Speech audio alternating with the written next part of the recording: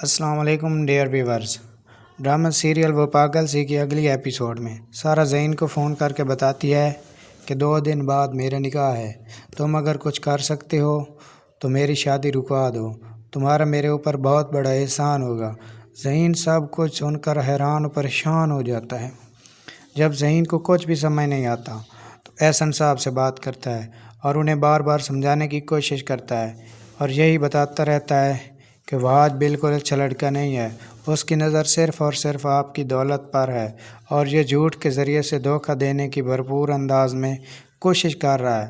میں اس کی حقیقت سے اچھی طرح سے واقف ہوں، لیکن احسن صاحب کو یقین نہیں آ رہا ہوتا ذہین کی باتوں پر، اور وہ یہی سمجھ رہا ہوتا ہے کہ ذہین جل رہا ہے وہاج کی کامیابی سے، اس لیے یہ سب کچھ کہہ رہا ہے۔ دوسری طرف سارا بہت پریشان ہوتی ہے اور رو رہی ہوتی ہے، اور پھر ادھر ذہین سارا کو حوصلہ دے رہا ہوتا ہے اور یہی کہہ رہا ہوتا ہے کہ آپ کی مرضی کے علاوہ آپ کی شادی کہیں بھی نہیں ہوگی، آپ مجھ پر بھروسہ رکھیں۔ وقت اور حالات کے ساتھ ساتھ سب کچھ بہتر ہو جائے گا۔ پھر ادھر جب وہاج کو پتہ چل جاتا ہے کہ سب سے بڑی رکاوٹ سارا ہے، کیونکہ وہ اس رشتے سے راضی نہیں ہے، تو وہاج سارا کو ڈرانے کی کوشش بھی کرتا ہے۔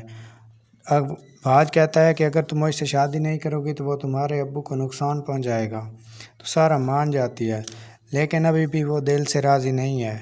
تو اس طرح سے وقت گزرتا چلا گیا۔ کسی طریقے سے ذہین کے ہاتھ وہاج کا ثبوت لگ جاتا ہے۔ ذہین سب ثبوت احسن صاحب کو دکھا دیتا ہے اور کہتا ہے کہ یہ وہاج کسی بھی قابل نہیں ہے کہ سارا کی اس سے شادی کی جائے۔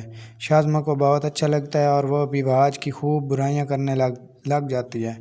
احسن صاحب سے کہتی ہے کہ آپ میری وجہ سے وہاج کو ذرا بھی ویلیو نہ دیں۔